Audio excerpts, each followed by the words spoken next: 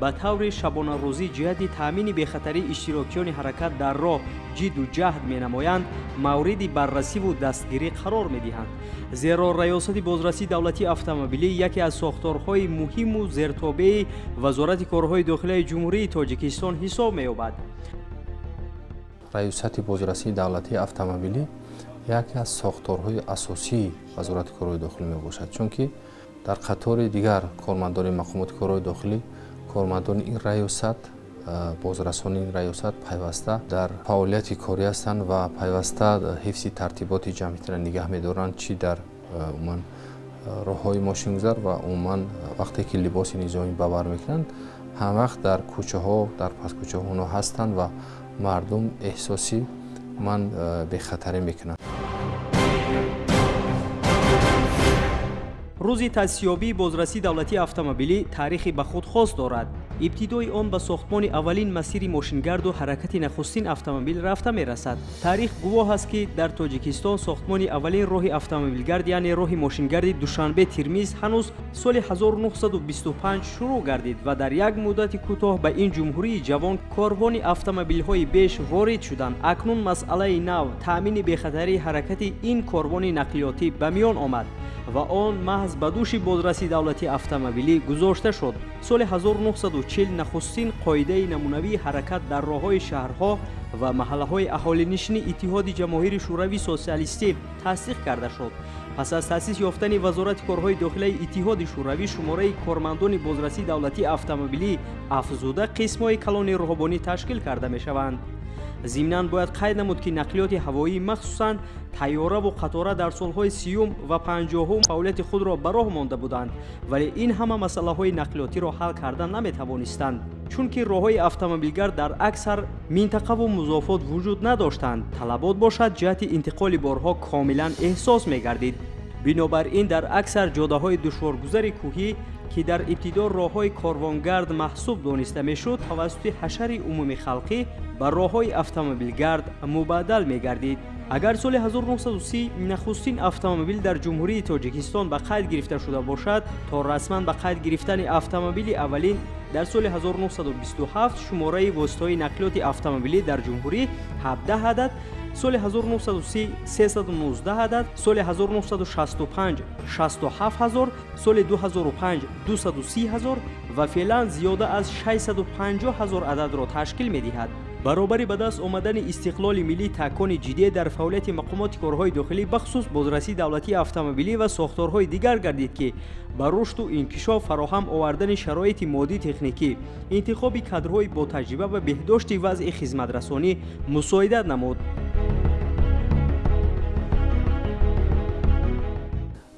аз аввали соҳибисқолӣ то ба имрӯз дар соҳаи нақлиёт зиёда аз 50 лоиҳаи сармоягузории давлатӣ ба маблағи беш аз 21 миллиард сомонӣ татбиқ карда шудааст. таи соҳибистиқлолии мамлакат сохтмону таҷдиди роҳҳои автомобилгард рушд ёфтаанд. ҳамчунин ҷиҳати ба давлати транзитӣ табдил додан, ҳоло ҳукумати Тоҷикистон дар соҳаи нақлиёт 17 лоиҳаи сармоягузории давлатиро ба маблағи беш аз 11 миллиард сомонӣ татбиқ намудааст, ки дар доираи иҷрои онҳо зиёда аз 2000 километр роҳҳои байналмилалӣ низ бунёд мешаванд. давлату ҳукумати мамлакат аз ибтидои солҳои соҳибистиқлолӣ то кунун хидматҳои софдилонаву шабонарӯзии ҳайати шахсии сохторҳои низомӣ, мақомоти ҳифзи ҳуқуқ, махсусан фаъолияти шоистаи бозрасонро қадршиносӣ менамояд. махсусан дар ибтидои солҳои 90-уми қарни қаблӣ, он солҳо дар баробари рух додани ҳама гуна ҳодисаи марбут ба роҳу нақлиёт, нозирони бозрасии давлатии автомобилӣ на танҳо танзимгар, балки муҳофизати давлати қонунӣ низ ҳисоб меёфтанд. онҳо баҳри бехатарии давлату сокинони осоишта ва тартиботи ҷомеаро таъмин кардан ҷасорату шуҷоат нишон дода, ҳатто чанд нафарашон ҷони худро дар ин роҳ нисор карданд. нақши кормандони хадамоти роҳбонӣ баҳри таъмини бехатарии ҳаракат дар роҳ аз гузашта то имрӯз назаррас мебошад. майёри милисия Мулло Нуров миёни мардум обрӯву эътибори хоса дошт. ӯро ҳамчун корманди поквиҷдону пуркор, донандаи касби худ хуб то ба ҳол мешиносанд. хиёбони солҳои 80 ҷойи кори масъулини нозирони роҳ мулло Нуров буд. ӯ симои душанбеи он солҳо дониста мешуд. ҳаракатҳои аҷиб ва панду насиҳат ба роҳгузарон тавассути балангӯяк аз шеваҳои хоси ӯ дониста мешуд. ҳар нафар ки он солҳо меҳмони душанбе мегардид, ҳатман мехост ки бо мулло Нуров акс бигирад. он меҳмонон ҳатто акси мӯйлабҳои дарозу рамзии ин нозири тоҷикро то маҷаллаҳои хориҷӣ бурданд ва ӯро маъруфтар карданд. шояд ҳамон чеҳраи аҷиб ва гуфторҳои хандадораш буд ки роҳбаладии меҳмонҳои хориҷӣ ҳамеша насиби ӯ мешуд.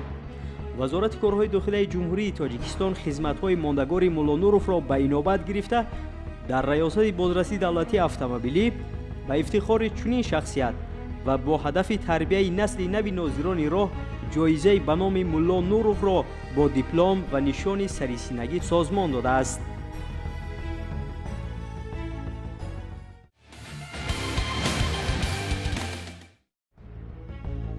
чуноне ки ҳамарӯза худ шоҳид ҳастем, дар шаҳру навоҳии ҷумҳурӣ сол то сол шумораи нақлиёти гуногун тамғаи автомобилӣ меафзояд. ҳаракат дар роҳҳо нисбатан мушкил гардида, фаъолияти нозирони роҳро мураккаб месозад, вале ин ҳама бо дарки талаботи замон аз ҷониби нозирони роҳ назорати фаъоли хизматрасонӣ самаранок ба роҳ монда шудааст. сол аз сол зиёд гардидани шумораи воситаҳои нақлиёт дар ҷумҳурии тоҷикистон аз он шаҳодат медиҳад, ки зиндагии мардум, зиндагии шаҳрвандон рӯз ба рӯз хуб гашта истодааст ва беҳтар гашта истодааст.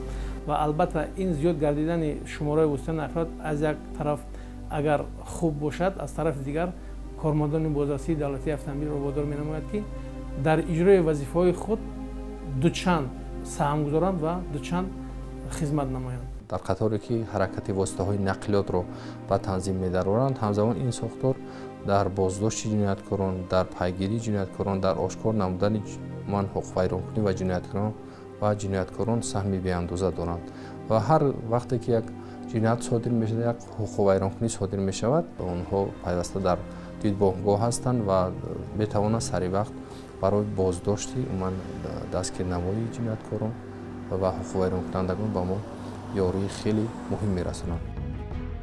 фаъолияти шабонарӯзии кормандони бозрасии давлатии автомобилӣ новобаста аз вазъи боду ҳаво, махсусан дар гармиву сардӣ, рӯзу шаб, иду ҷашнҳои миллӣ баръало ба назар мерасад, ки ин ҳама мавриди ситоиш мебошад. давлату ҳукумати мамлакат шурӯъ аз ибтидои солҳои соҳибистиқлолӣ то кунун дар самти беҳбуд бахшидани бахшу сохторҳои зертобаи мақомоти корҳои дохилӣ дар мисоли шуъбаҳои бозрасии давлатии автомобилии шаҳру навоҳии кишвар ҳамзамон ҷиҳати фароҳам овардани шароити хубу созгори хизматӣ барои нозирону кормандони ин ниҳоди муҳиму назоратӣ тамоми тадбирҳои судманд меандешад. мавриди зикр аст, ки бо шарофати соҳибистиқлолии мамлакат ва таваҷҷӯҳи пайвастаи давлату ҳукумати кишвар дар ҳама шаҳру навоҳии ҷумҳурӣ барои кормандони мақомоти ҳифзи ҳуқуқу тартибот, хоса шуъбаҳои бозрасии давлатии автомобилӣ шароити арзандаи корӣ фароҳам оварда шудааст. роҳбарияти вазорат кӯшиш мекунад, ки ин раёсатро бо тамоми умуман техникаҳои муосир, ҳамаи он шароити коре ки пешбинӣ шудааст муҳайё кунад, барои он ки чуноне гуфтем пеш аз ҳама ин сохторе аст, ки шабонарӯз дар дидбонгоҳ ҳастанд, шабонарӯз дар ҳифзу амнияти мардум ҳастанд. бояд қайд намуд, ки раёсати бозрасии давлатии автомобилии вазорати корҳои дохилияи ҷумҳурии тоҷикистон низ чун дигар бахшҳои ҳаёти муҳими ҷамъиятӣ сол то сол мавқеашро устувор намуда ҳамқадами замони технологӣ мегардад, махсусан дар самти рақамикунонии соҳа. афзоиши босуръати теъдоди воситаҳои нақлиёт дар мамлакат, таъмини бехатарии ҳаракат дар роҳ яке аз масъалаҳои муҳими аҳамияти иҷтимоӣ дошта гардидааст. бинобар ин муқаррароти қонуни ҷумҳурии тоҷикистон дар бораи ҳаракат дар роҳ дар маркази таваҷҷӯҳи роҳбарият ва ҳайати шахсии раёсати бозрасии давлатии автомобилии вазорати корҳои дохилияи ҷумҳурии тоҷикистон қарор дорад.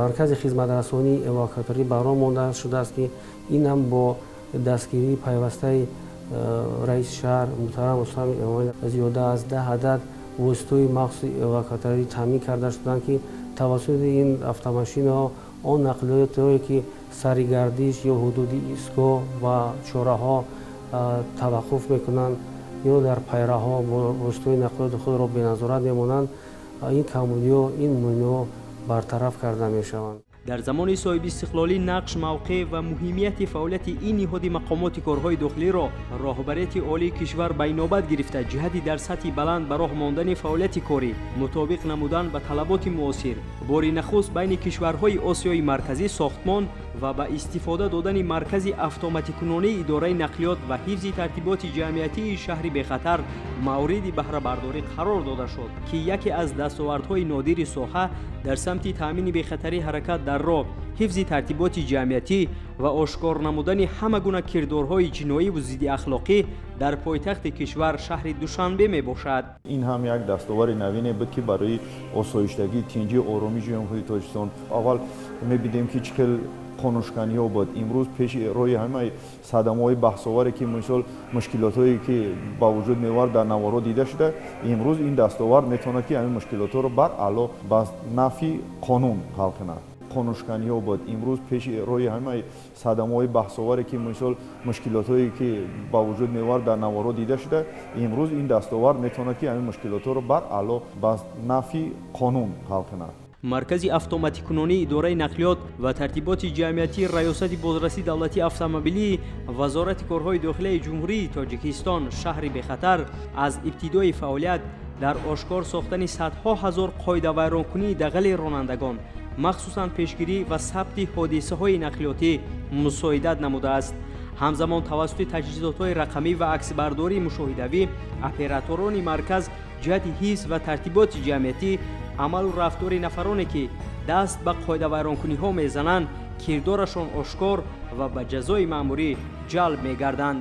таъсиси шаҳри бехатар дар ҳайати ин сохтор хеле чизи муҳим буд ҳаст ва имрӯз ҳам мо мебинем ки дар қатори ин ки худи кормандон ба ҳаракати воситаҳои нақлиёт ва ҳифзи тартиботи ҷамъиятӣ дар кӯчаҳо умуман масъул ҳастанд, худи шаҳри бехатар ҳам мебинем ки пайваста тавассути камераҳои назоратӣ чӣ дар хиёбону майдонҳо, кӯчаҳо ва ҳамзамон дар постгоҳҳо, ҳамзамон дар шоҳроҳҳо насб карда шуданд, пайваста ҳар як амали номатлубро пайхас мекунанд, пайгирӣ мекунанд ва барои дастгир намудани ҳамин ҳуқуқвайронкунандагон ва чӣ ҷинояткорон бевосита кӯмаки худро ёрии худро барои мо мерасонанд. имрӯз дар маркази автоматикунии идораи нақлиёт ва тартиботи ҷамъиятӣ яъни шаҳри бехатар мутахассисони беҳтарин ки дар соҳаи нақлиёт ҳастанд, дар соҳаи танзими воситаи нақлиёт, ҳамаи амиро мутахассисони беҳтарин ҷалб кардагианд, кор мекунанд, фаъолият мекунанд ва ҳамаи чизро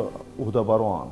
бо вуҷуди он ки шиддатнокии ҳаракат дар кӯчаҳои марказии шаҳри Душанбе ба танзим дароварда шудааст, ҳанӯз ҳам ҳолатҳое ба назар мерасад ки ронандагони воситаҳои нақлиёт хилофи қоидаҳои бехатарӣ рафтор намуда гоҳо дучори садамаҳои нақлиётӣ мегарданд.